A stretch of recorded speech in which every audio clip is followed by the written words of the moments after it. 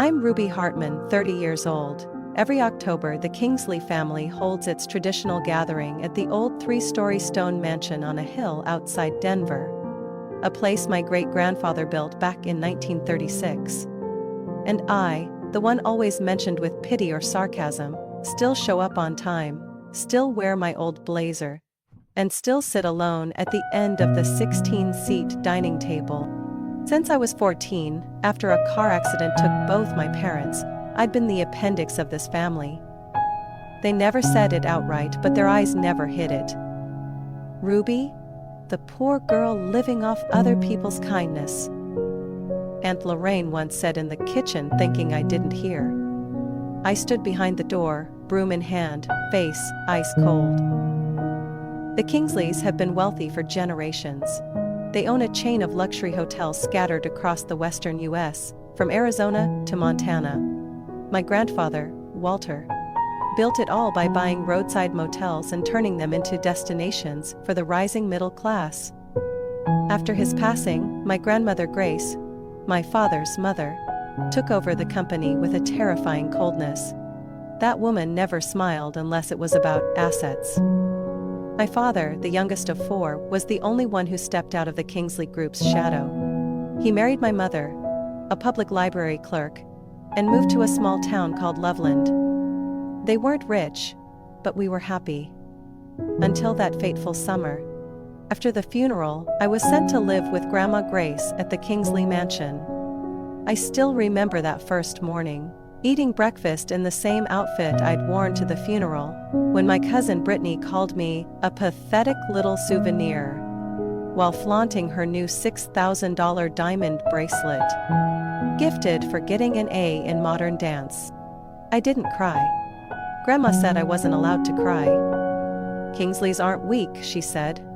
We control emotions like we control assets. In the years that followed, she taught me to read financial statements before I even mastered algebra. She showed me investment fund reports before I learned how to pick mascara. I stayed up late studying return rate charts, while my cousins booked facials in Aspen. She never said she loved me, but she taught me to fend for myself. And that meant more than words. In contrast, the rest of the family made no effort to hide their resentment. To them, I was the symbol of my father's strategic marriage failure, choosing a woman with nothing but books and a $3,000 salary. At parties, I was seated next to the server, or Aunt Lorraine's old cat. Meanwhile, they swapped stories about five-star resorts in Sedona, Cousin Jared's Patek Philippe watch collection, or Cousin Lucas being featured in a magazine for buying a $3.4 million penthouse in San Francisco. And me? I drove the old Ford Focus my dad left behind. At every reunion, my car parked between the Range Rovers, Lexuses, and Porsches, like a living reminder that I didn't belong. And each time, I still walked into that stone mansion with a smile, still sat quietly while they talked about stocks, investments, and who's the real pride of this family. Never argued, not because I was weak, but because I was listening and remembering. In their eyes, I was a negative balance. No house, no shares in the company, no Rolex, no golf club lunches. I lived with Grandma Grace for 3 years, long enough to understand that silence has a language of its own. She wasn't the type to hold me close or read bedtime stories, but when I sat quietly outside her study at midnight, I saw her poring over thick investment reports, reading glasses at the tip of her nose, dipping a fountain pen into ink like she was signing a war treaty rather than analyzing profits from a plot of land in Wyoming. One December evening, instead of a birthday gift, she slid a folder across the table toward me. "Read this," she said, eyes still on the Wall Street Journal. "It's this year's quarterly financial report for Kingsley Hospitality. If you don't understand it, don't bother coming to the next board meeting." I had just turned 17. I stayed up for 2 nights straight, looking up every term in the investment dictionary she'd given me. On the day of the meeting, I walked into the boardroom in a simple knit dress beside her, surrounded by executives in bespoke Milan suits. When Uncle Kevin smirked and asked my thoughts on the EBITDA growth rate, I replied with a question. Can you explain why this year's depreciation schedule was extended by 6 months? I think it's skewing the profit data. The room fell silent. Grandma didn't look at me, just smirked and gave a small nod. From that day on, she began to train me seriously. There were no formal lessons. Each one came as a story, a headline, or a brutally analyzed mistake. No one gets rich by spending to be noticed, she said once, when I asked why she never wore jewelry aside from Grandpa's plain wedding ring. We had an odd agreement. I worked as her unpaid assistant. I took notes, reviewed lease agreements, even met with contractors for hotel renovations she invested in across Utah. The summer I turned 18, she let me manage a small project, revamping a rundown motel near Grand Junction. I negotiated prices, monitored progress, planned rental pricing. By fall, it was booked through February. Post-renovation profits tripled. The night she handed me the final statement, I almost didn't believe my eyes. She had listed me as a 30% owner of the motel and transferred 100% of its first-year profit into an account in my name. I was speechless. "Why me?" I asked.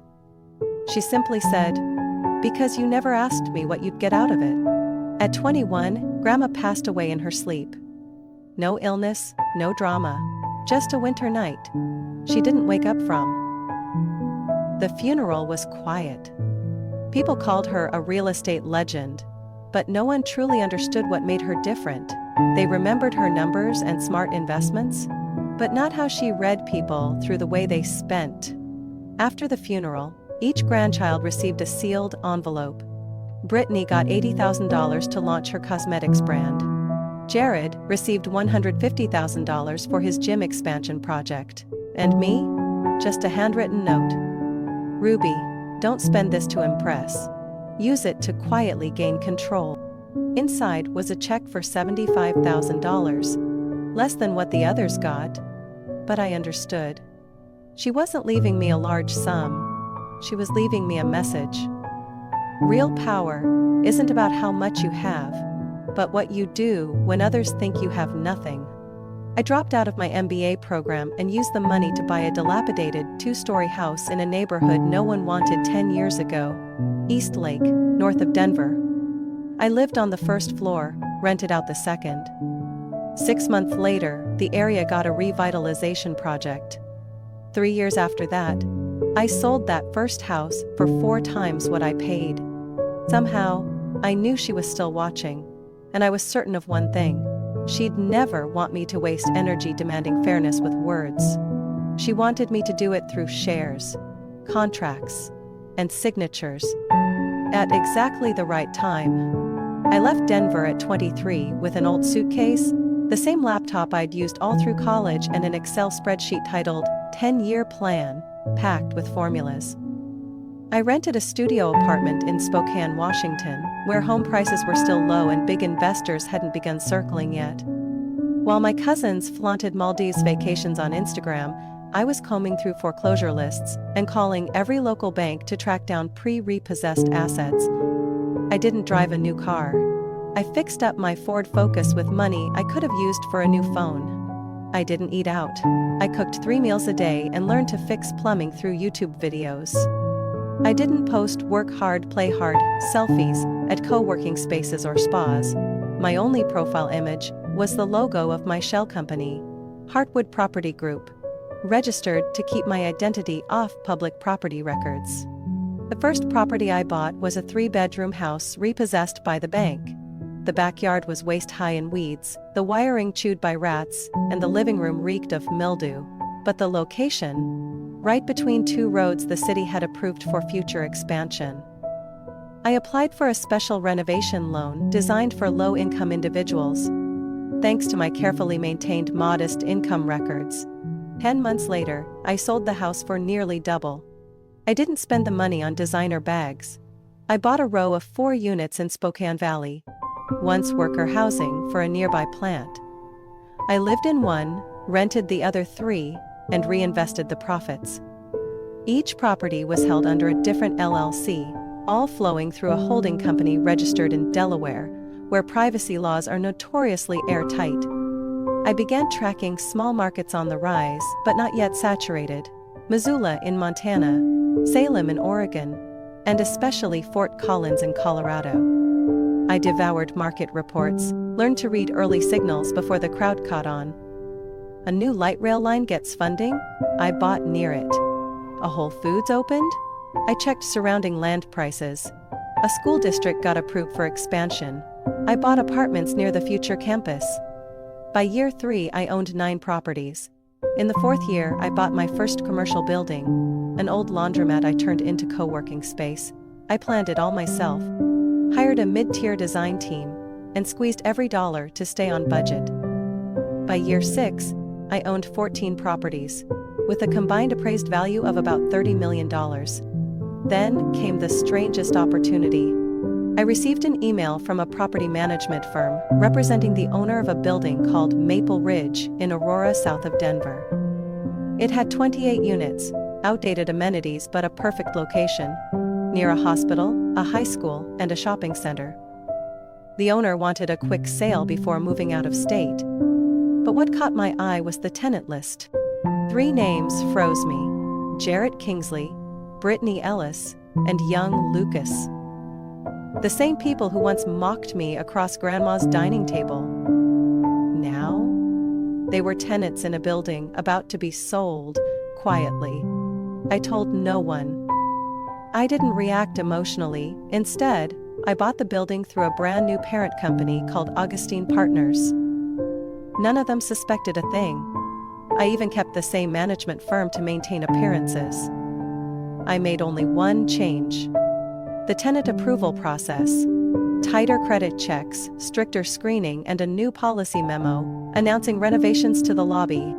They started complaining about the drilling, the new guest check-in portal, and the revised parking assignments by resident tier. I listened, through forwarded emails. I read Jared's message saying, "This new owner must be real estate clueless," and Lucas threatening, "I'll find a way to buy the place if conditions don't improve." I didn't respond. I just smiled. The flight from Spokane landed in Denver at 7 p.m. I didn't check any luggage, just carried a light brown leather tote holding my laptop, printed contracts, and a steel-clipped folder. My real assets weren't in my bag. They were in the silence I'd kept for nearly a decade. The Kingsley estate sat atop Sunset Hill, facing the Rocky Mountains like an old fortress refusing to bow to time. But this time, it faced a real threat. Not from snowstorms or decay, but from the very bloodline that once protected it. This year's family gathering was scheduled to last 3 days. According to an email from Aunt Lorraine, the self-declared internal Copay, the main agenda was to optimize legacy assets.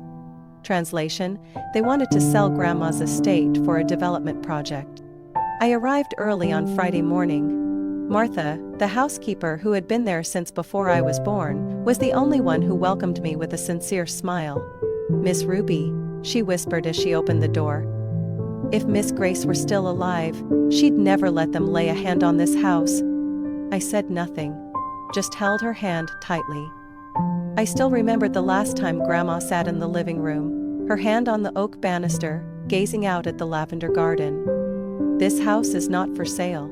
It's a memory, a reminder," she said before kissing my forehead. That afternoon, as relatives started arriving, the estate turned into a fashion runway. Brittany showed up in a brand new Ralph Lauren jumpsuit, holding a Pomeranian with a Hermes scarf. Jared parked his shiny new Tesla right at the front entrance and nodded at me like I was hotel staff. Lucas came late, carrying a laptop and a pitch deck for his Kingsley redevelopment proposal. "Ruby?" Uncle Alan sneered, giving me a head-to-toe look. "Still driving that old Focus? Durable, I'll give you that." I smiled politely. Yes, it hasn't betrayed me, unlike some relatives. That evening, the welcome dinner took place in the main dining hall, with white lace tablecloths and Limoges china. I was seated near the end of the table right by the kitchen door. No one said anything directly, but the way Jared bragged about his new hotel chain in Palm Springs, and how Brittany raved about upgrading her Dallas penthouse with family equity bonuses, all pointed at me. Saturday morning, the official meeting began in the great room, once the heart of Grandma's warm Christmas gatherings. Now the nostalgia was replaced by a giant LED screen showing land maps, 3D renderings of condo blocks, and a profit potential breakdown. Lucas stood up to present. If we sell this land to Greystone Development for a base price of $42 million plus a profit-sharing clause on the luxury complex, each shareholder would see a threefold return within 6 years. His voice echoed like this was a moment in history. I raised my hand. What about the memories, the family legacy? Jared scoffed. You can't live off nostalgia, Ruby. I looked straight at Uncle Alan. Grandma said this house should never be sold. It's the soul of this family. He adjusted his tie. Ruby, you have 2% voting power. No board seat in Kingsley Capital. And no alternative plan. Don't turn this meeting into a sentimental monologue. My hands clenched under the table. Brittany tilted her head, laughing. Come on, let's be real. Ruby doesn't have the money to keep a mansion just for sentiment. They voted immediately after. Of course, only Martha and I didn't raise our hands. Even though Martha didn't own a single share, she looked at me with steady eyes, as if her voice still held more weight than all of theirs. The meeting ended with clinking glasses and plans for lunch the next day at Ridgewood Golf Club. I walked out of the room, without a single head turning. Sunday, the second day of the family meeting, began with a buffet breakfast full of croissants, imported jam, and chilled orange juice. I sat quietly with my black coffee, avoiding the pitying glances of a few relatives. They had decided to sell Grandma's estate. In their eyes, I had failed to stop it. By 10 a.m., everyone gathered in the grand living room for personal presentations, where each member reported their financial achievements from the past year. In reality, it was an unspoken contest for who made the most money, owned the biggest house, drove the most expensive car, and who, of course, still hadn't lived up to Kingsley standards. Uncle Alan went first, boasting about his lakeside hotel deal in Utah. Jared followed with a flashy report on his Phoenix commercial real estate holdings, citing growth figures no one could verify. Brittany presented slides of her new villa in Florida, including photos of a walk-in closet bigger than the apartment I currently rented. She added, "We didn't really make any big investments this year, mostly focused on resting. After all, not everyone needs to work hard to live well." Applause followed each presentation, as if they were witnessing world records. Then it was my turn. "Ruby, do you have anything to share?" Aunt Lorraine asked sweetly. Her voice that kind of artificial sugar-coating a razor blade. I stood calmly. "I don't have a slide deck, just a few personal notes." Some eyes looked up with curiosity. Most didn't bother. Jared rested his chin on his hand. Brittany scrolled her phone.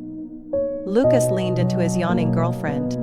"I still work as an independent financial consultant," I began evenly. "Living in Spokane. Income's modest but steady.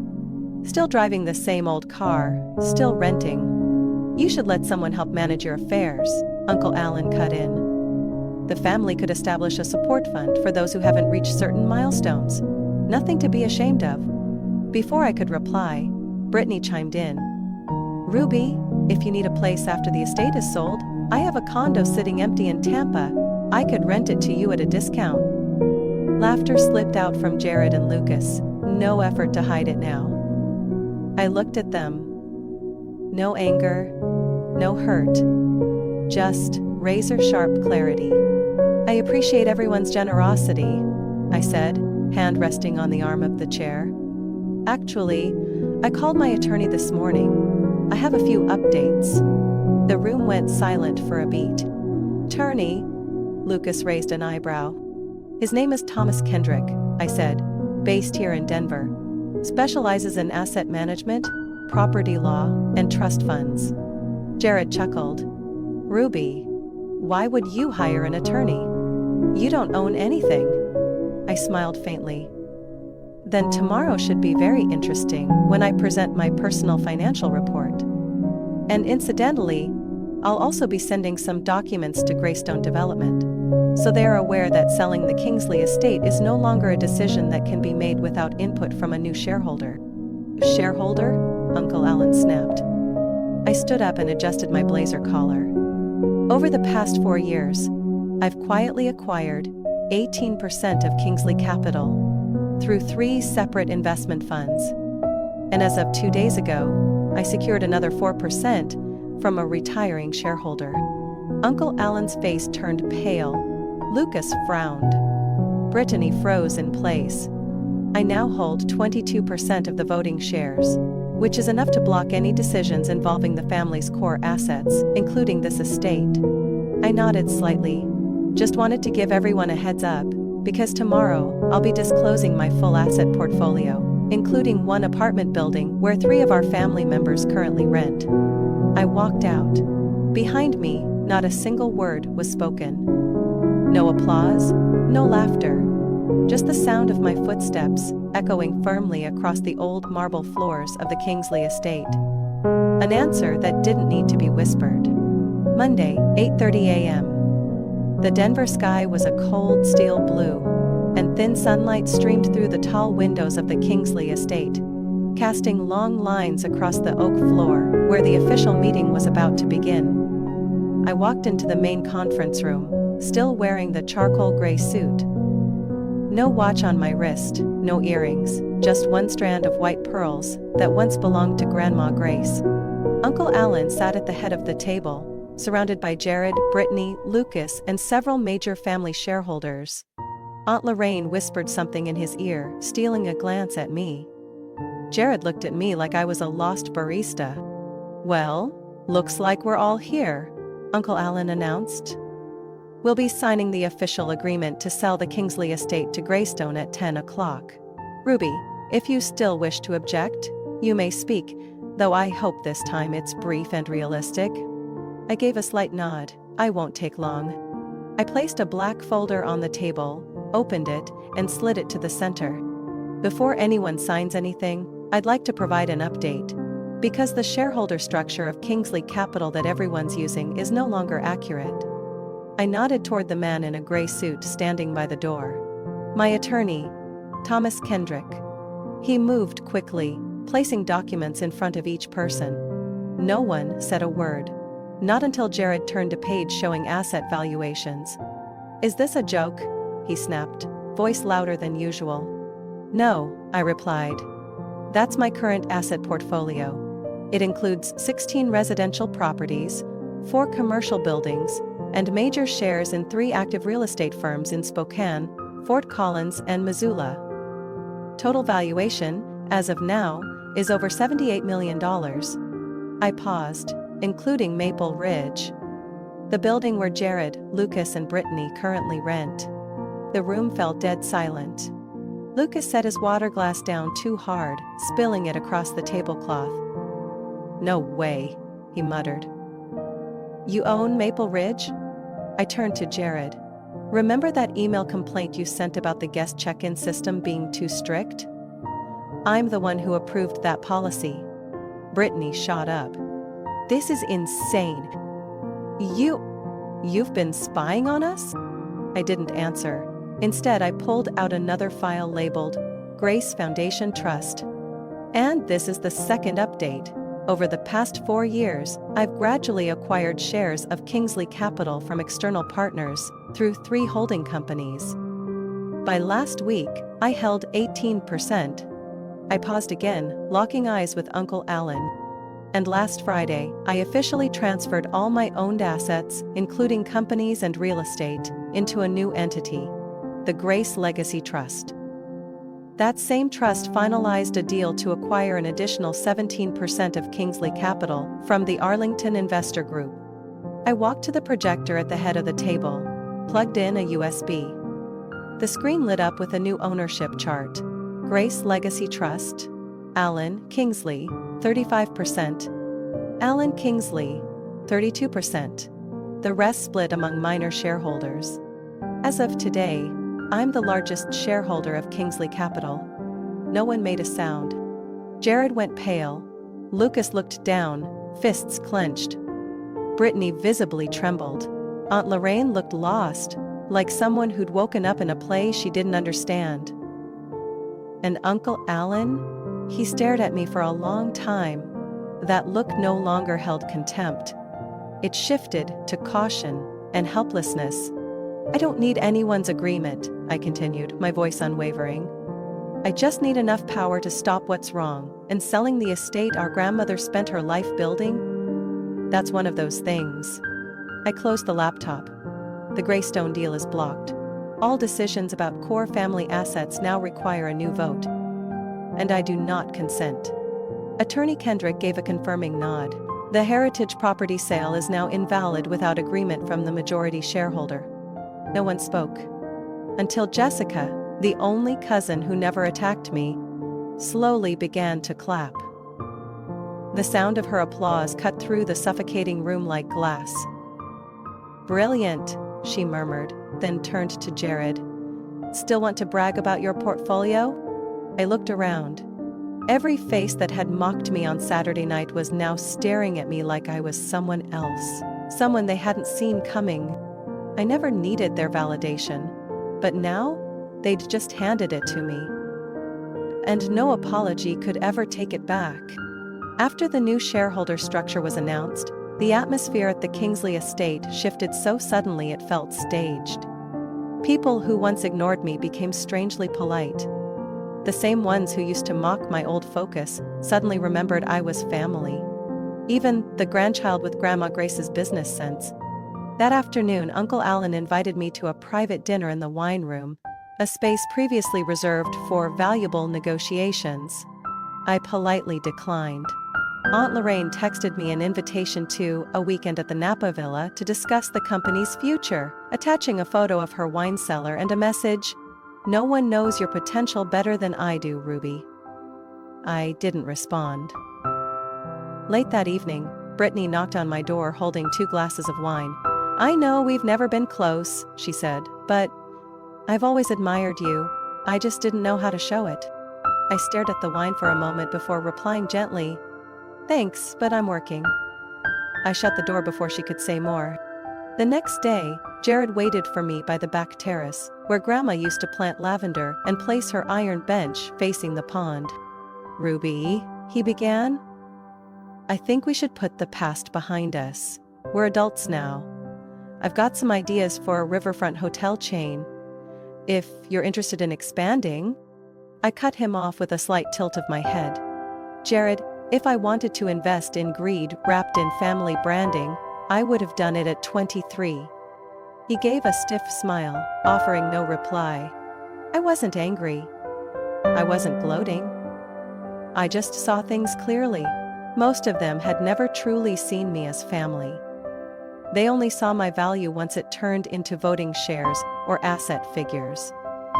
I used to be the shadow, now I was the spotlight. Only because they wanted to stand in it. Jessica was the only one who hadn't changed her tune. She sat beside me at Tuesday's breakfast, after the rest of the family had quietly slipped away. "You holding up?" she asked, still in her navy knit cardigan. Those calm brown eyes reminding me not all Kingsleys were the same. "Better than ever," I said, "but tired." She smiled. "You just reorganized an empire without raising your voice, just well-timed silence. And a copy of the deed." She paused. I think Grandma's smiling. I glanced at the pearl necklace around my neck, feeling something both warm and sharp, like sunlight spilling across her old wooden table. That afternoon, with Attorney Kendrick, I officially transferred the Kingsley estate from Kingsley Capital's shared assets into Grace Legacy Trust, under a clause preserving its original architecture. The lavender garden, the stone bench, even the kitchen where she used to brew chamomile tea.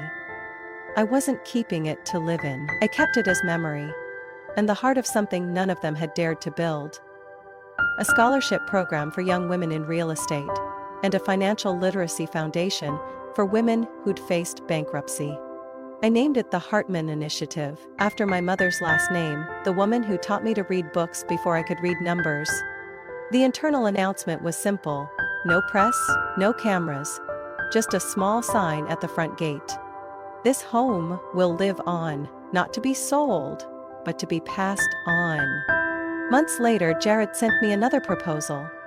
This time, he asked me to serve as the legal guarantor for a loan to expand his failing hotel chain. I didn't reply. Brittany mailed me a wedding invite, cordially inviting you as an honored guest. I returned it with, "Thank you for the invitation, wishing you happiness, but I no longer do theater." Jessica? I invited her to join the advisory board of the Hartman initiative.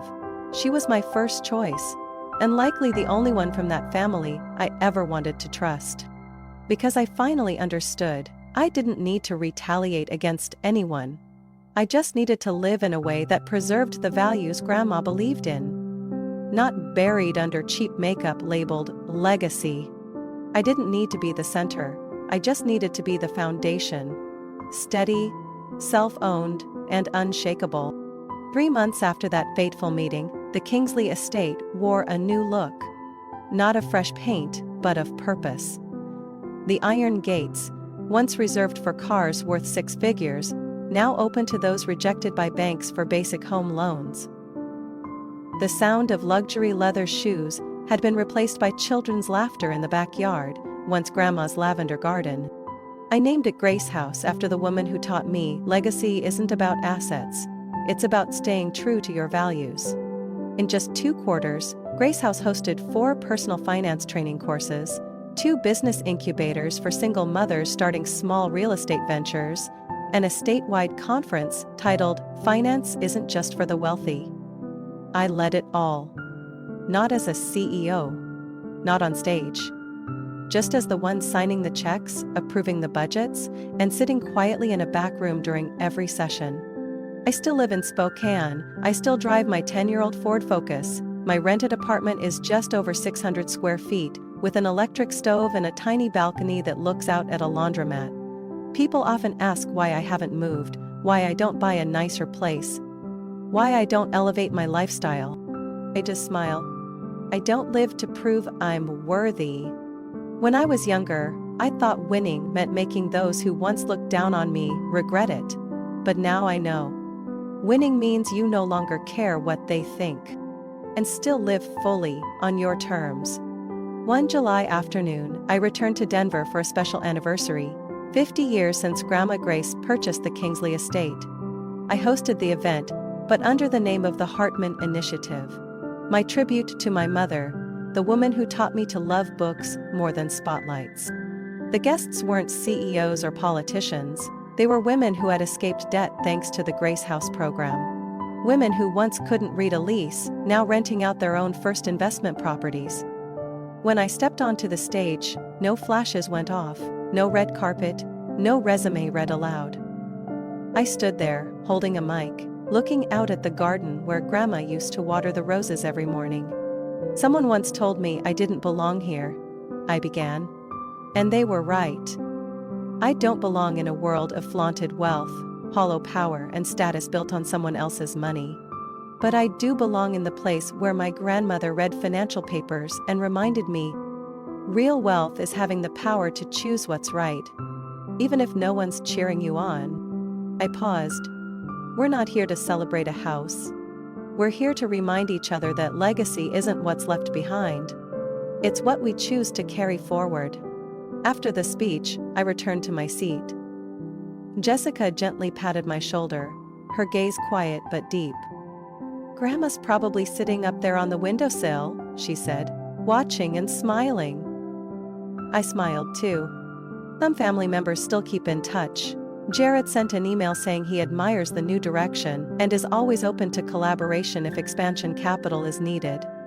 Brittany offered to host next year's fundraiser, but faded once she realized this wasn't a fashion gala. I'm not angry, I just see clearly now. Some people change to grow closer, others only change their surface. When you have something they want, I don't need them.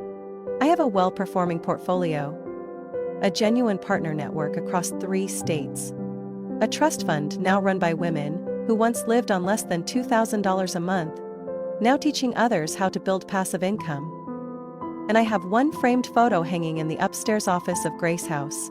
Grandma, sitting by the living room window, holding her tea, looking out at the flowers.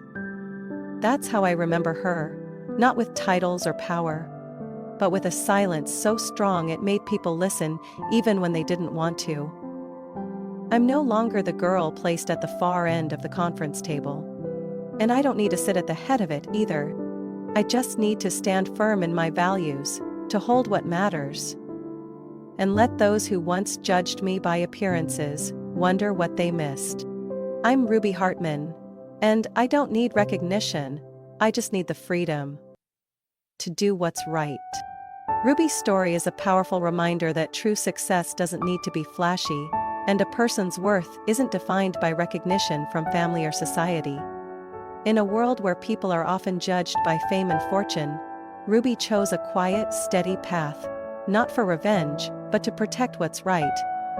If you've ever been underestimated just because you're different, remember this. You don't need to prove anything to anyone, as long as you're living in line with what you know is right. What do you think of Ruby's choice? Was she too harsh, or simply defending what was rightfully hers?